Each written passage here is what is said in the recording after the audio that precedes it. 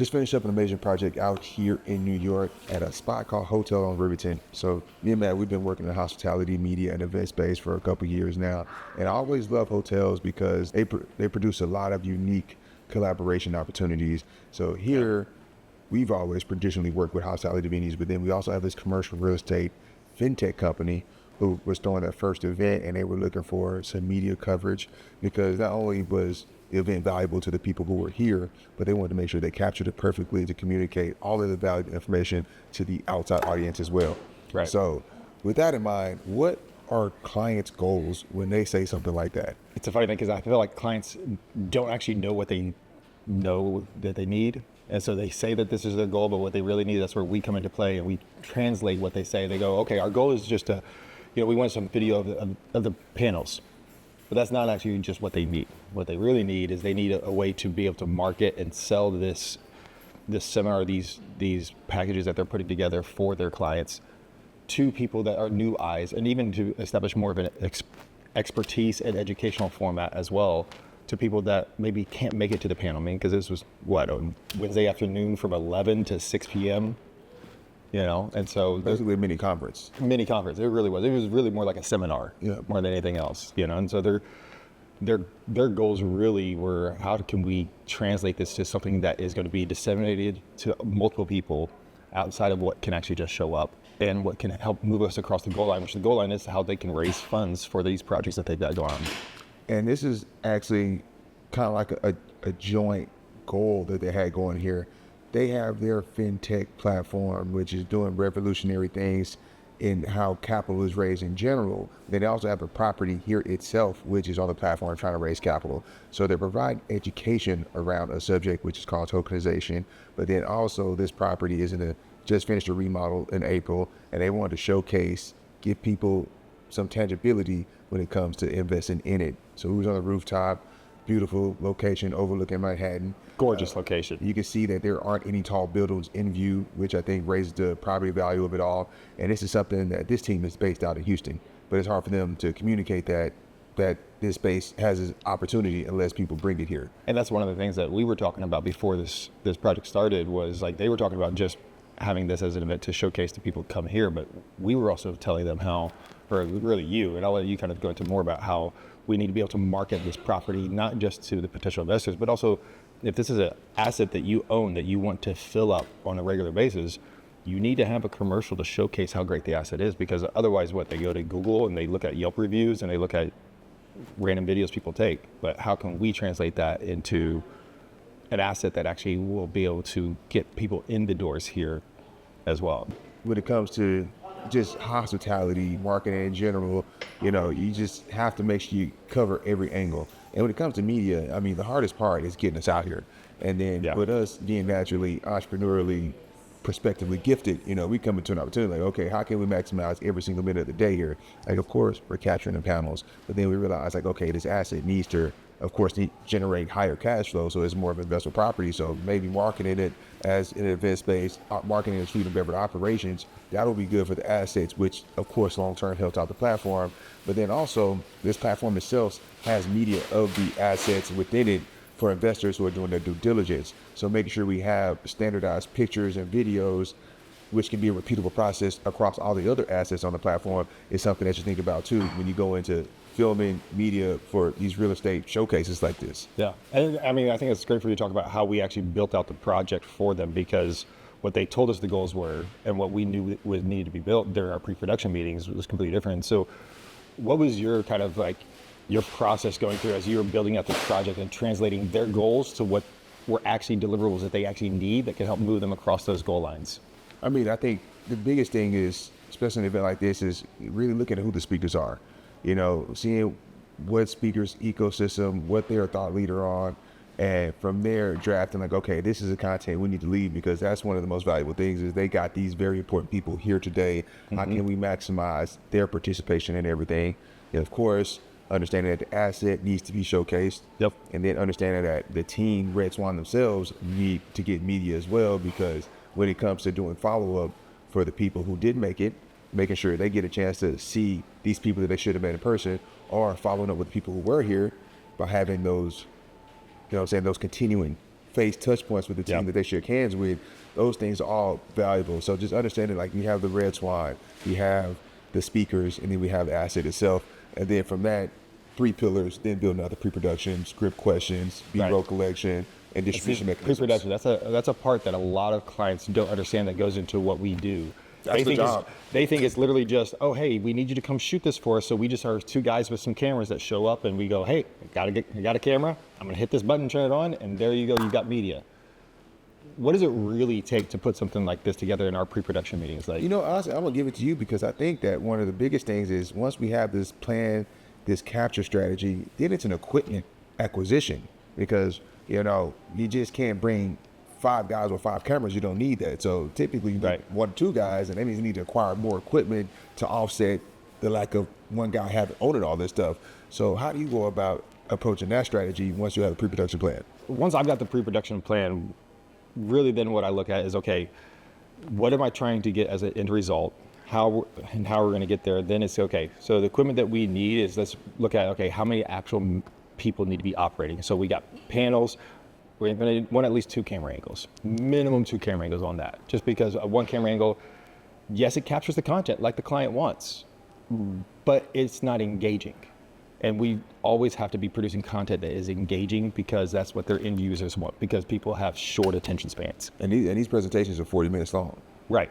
Yeah. And so how do we keep it engaged? Well, you want multiple camera angles so you can create some dynamicness, And so we look at, okay, so we need 2 cameras for that. Well, then also those are going to be static cameras. Then we also need a floating camera so we can get B-roll of the event, because we're not just getting the panels, we're actually creating content to market this event later as well. So that's a 3rd camera now. I forgot about future event marketing as a mechanism too. Right. And then the other factor is equipment breaks, equipment malfunctions. You don't just show up with the minimum, especially not when you're flying from Houston to New York. So you want to have at least another extra equipment. Then we got to worry about lighting because we don't know what the situation that we're going to roll into is. Like yesterday, it started out cloudy, overcast, which is great for us. I know they think it looks bad for the scene, but for us, it's great. But then later on, it was so super bright. So we had to plan for that ahead of time and be like, okay, I know I'm going to need at least these 2 lights up here so I can balance out the lighting outside and the lighting inside. Then we have to worry about microphones because we want to make sure we're capturing clean audio, because the AV guy, and this goes back to the clients don't know what they don't know that they need. They just say we need media. Really, we need to be involved on the pre-production of the event itself, because we needed to be talking to the AV guys so that way they could have the right microphones and the right audio setup for us to be able to get audio out of there into our video feed so we can have clean, crisp, clear audio, because bad audio creates low engagement. Absolutely. Audio is more important than video at this point, especially when people are just listening for the value. Yeah. And then we had to look at any other variables that we have come into play and just be prepared for any little thing. Like yesterday, one of the things that happens that nobody's going to plan for is one of their guest speakers, the most important guest speaker that they had, could not be there physically. So they're like, okay, we got to zoom it in. How do we do that? And they're all sitting there going, we don't know what to do. The AV guy was even like, we don't know what to do. That's why I was like, okay, here's what we do. AV guy, do you have this, this, and this? No, you don't have this, but you have this? Okay, great. And became a problem solver of how do we get Zoom to live, plus the MC being able to talk to the guy on the Zoom, but the people in the audience being able to hear it, not having echo, how do you overcome all those issues? And so just being able to already have all those things planned out ahead of time, knowing what we're going to be able to do, what we could run into. And then we build up our equipment budget from there. And then we have to look at what are we renting, what are we taking that we own, how much your flight's going to be, like equipment. Luggage is crazy expensive.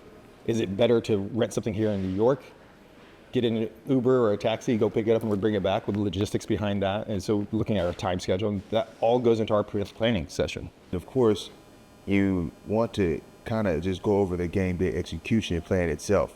Yeah. So it's like, how are we moving things around, especially if you have to mic people up, and then what are the break windows, understanding the itinerary. I mean, we're making sure that as guests come off the stage, they're going straight to an interview session, because if you let a guest get off the stage, people want to talk to them immediately because they just got done delivering good sauce. And that's something they didn't have in their itinerary for the schedule. They were expecting people just to come off stage like any normal seminar. But again, we're thinking from a media aspect. And that's where you were like, no, we need to bring them upstairs immediately. We have the station set up for the interviews and things that they didn't think about, why we need to be involved in the planning of your event as well. And I think that's why it's so great to also deal with seasoned media professionals when it comes to business events. And a lot of times people may lean on getting creatives who are good at making nice, colorful, Pretty reels and stuff like that. But then you leave the event, you only have one video to market this event versus getting guys who understand from a business perspective what the distribution strategy is going to be, how we're going to make sure we maximize the impact of this event. Now we have 50 videos. It's like now that's a different process, and that starts with the pre-production process as well as game day execution and having people at the right place at the right time. That's the difference between a videographer or photographer and a media team. Absolutely. Videographer, photographer is just a hired gun. They show up, they do what you tell them to do. We become your partners, and we help you execute at a high level so that way your event is successful not just now, but also in the future for future events, for future project assets that they have going on. And I'm a guy that's marketed, hundreds of events right now. So even when I'm capturing media, I'm already thinking, okay, we're using this landscape photo right here that's going to go on the landing page in the future. This B-roll right here is going to be an explainer video for this event concept. Because I tell you what, when it comes to marketing an event, the hardest events to market are the ones who don't exist yet. So if you actually have an event happening, whether it's busy or it's not, you got to take that opportunity to capture the concept, capture the idea, and even capture in a way that it can be told in different other storylines for other event concepts that you might have, but at least you'll have those assets. And so now that we've had a chance to go through the event, we've had a chance to collect everything, what are some of the media deliverables that they'll be getting? So they're going to get a video of each panel discussion, dynamic video, not a static video. They're going to get interviews of each panelist that came out. They're going to have a separate interview, which is usable for that interviewee, for their own personal brand and business, as well as for RedSwan. They're going to have a highlight recap of the actual event itself, the overall event, showing that it was a fun, engaging environment that other people will want to be a part of. And then they're going to also have a recap or a highlight reel of the asset itself. Then there's that commercial. And then there's going to be the photos that they have from the event as well, which again goes to how are we using it. So we know they're going to need social media, they're going to need website, they're going to need LinkedIn, and all those. You want different types of content for each of those because your demographic and your target audience on each social media platform, on your website, on flyers that they're going to use in the future, on marketing materials that they use in the future. Even the spacing on the photos, like knowing that we'll be putting text on this right side. So right. We're getting photos to have thumbnails for YouTube videos. Yeah. Not just shooting pretty pictures. Yeah. So everything is strategic. Everything's strategic. And even making sure the dimensions are correct because, LinkedIn responds better to horizontal content where Instagram does better with vertical content. Or if you're making a flyer, you're going to need something 4x5, 1200 by 1500 pixels. Yeah. One of the biggest fears with people investing in media, a lot of times they feel like there is no ROI. And I think the way this event was structured, it's very clear how ROI can be generated when you incorporate media. What are your thoughts on that? Oh, no, absolutely. I think media is such a huge aspect of any business. I mean, this isn't 1960, 1970 anymore, okay? It's not just going door to door, talking to people. I mean, they were talking about how back in when they were first getting started in Fintech, some of these guys were having to physically mail out the promotional material for these investment opportunities, whereas now it's all done instantly, emails, social media, and everything else.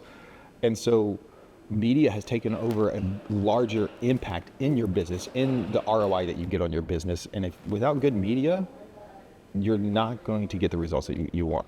But a lot of times, at least what they taught us at Raymond James is when people don't know what they don't know, they revert to what they think they know, which is the least important factor, price. And that's where we have to translate, okay, how is this going to get you an ROI? How can you use this? Because they didn't plan on using all the media the ways that we did. They came to us with a problem, and we delivered a solution of, okay, this is how we're going to shoot it. This is what you're going to get. This is how you can use it. This is your future use. This is your current use. And it's one of those type of things that, especially in a business, you gotta track the micro steps. And I think media allows you to do that. You get the chance to go in there, capture the content, post the content, see how the content performs online. So that way you can see how the audience rates it from its engagement standpoint. Now you can do future event programming using that information, which can then be, of course, used to bring in more people, then help push the sales agenda. Yeah. It's also good for to use a sports analogy, watch the tape, go back and review your own, because when you're running events, because we ran events before, both of us, when you're running an event, you're so in the sauce of running the event, and in that moment, you're not paying attention to a lot of these things going on. But when you can go back and watch the footage back, you can see, oh yeah, we need to do this better. We need to clean that up here. We missed this opportunity here. And so it allows you to review the footage and get better yourself at your craft, at your business, because you're not going to hire a media team if you're not trying to get better. Absolutely. Staff development is one of the good things when it comes to this process. Getting a chance to sit down next to another person and coach them on exactly what they did, and they can see it as you're telling them what they can be doing better. Like, hey, straighter here, louder there. Yeah. And, hold the microphone up so everybody can hear you. Now you get a chance to watch the audience. When are they looking up? When are they looking down? So there's so many different ways that, you know what I'm saying, you can really turn this into measurable ROI. And if you're a busy person, you know, being able to create content and physically network at the same time, you're knocking out two birds with one stone. So valuable. Cannot be underrated at all. Like, No. if you need to, you don't have time to create media, but you know you have time to shake hands. Yeah. You might as well bring the media team to do it at the same time, so that way you don't have these isolated media days where you really just can't afford that time. And a media team that can actually be your partner in business, not just a hired gun. Absolutely. So, I mean, super excited that we had a chance to work on this project out here with RedSwan and the hotel in Riverton. They just got done with a remodel a few months ago. The place is absolutely gorgeous. We're downstairs in the restaurant upstairs. That's where the event was, a 3-story penthouse. You'll see they had a full panel for people at one time.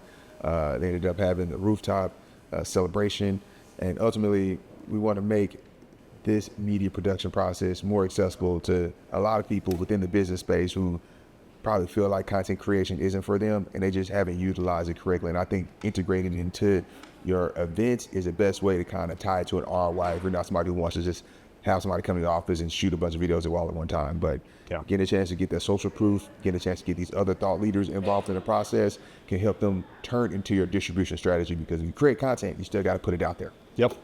So reach out to us if you need some help. John at b2ccreative.com.